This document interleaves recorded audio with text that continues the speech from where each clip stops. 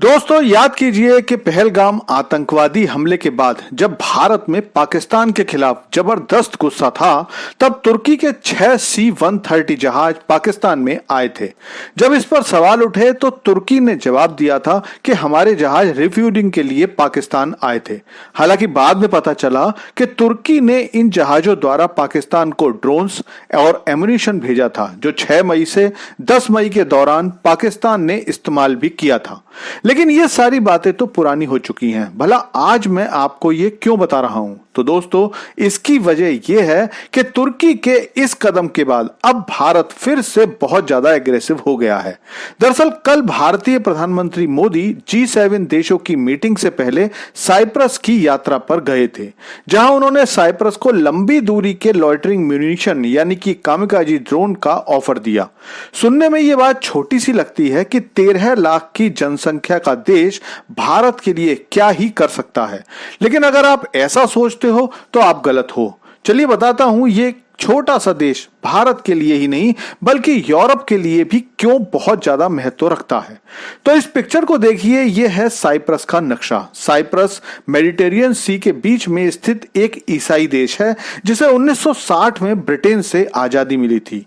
एक छोटा सा देश जिसकी ना तो दुनिया में कोई डिप्लोमेटिक पावर थी और ना ही सेना। उस पर तुर्की ने 70 के दशक में हमला किया और उत्तरी साइप्रस के बड़े हिस्से पर कब्जा कर लिया। पिछले 50 सालों से तुर्की उत्तरी साइप्रस को दिखाकर साइप्रस को डराता रहता है, लेकिन हर जगह अपनी टांग अड़ाने की आदत तुर्की को भारी पड़ने वाली है। तुर्की हमेशा से पाकिस्तान का कट्टर समर्थक रहा है। जब कभी भी कश्मीर को लेकर पाकिस्तान का कोई बयान आया तो तुर्की ने आंख बंद करके भारत की निंदा की और कश्मीर पर पाकिस्तान का हक बताया। लेकिन अब भारत खुलकर तुर्की के पेंच कसने की तैयारी कर रहा है। भारत तुर्की को 3 तरफ से घेरना शुरू कर चुका है। तुर्की के 3 दुश्मन आर्मेनिया, ग्रीस और साइप्रस भारत के दोस्तों में गिने जाने लगे हैं।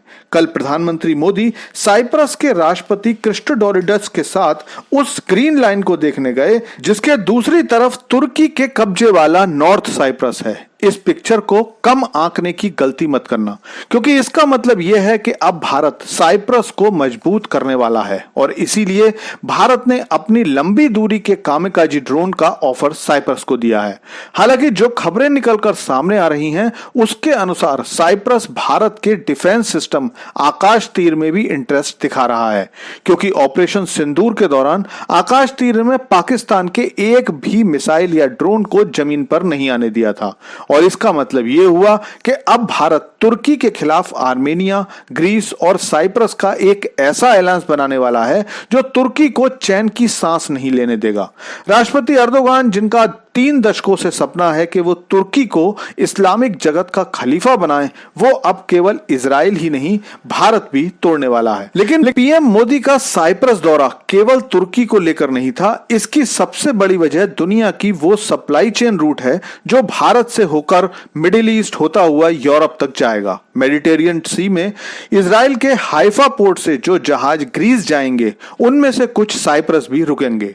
भले ही साइप्रस छोटा सा देश लगे, लेकिन इस छोटे से देश की इंपॉर्टेंस आप इस बात से समझ सकते हैं कि साइप्रस में यूएस और यूके के 2 मिलिट्री एयरबेसेस हैं, जहां से अमेरिका पूरे मेडिटेरियन सी पर नजर रखता है और इसीलिए अब भारत छोटे से देश में इतनी ज्यादा दिलचस्पी दिखा रहा है।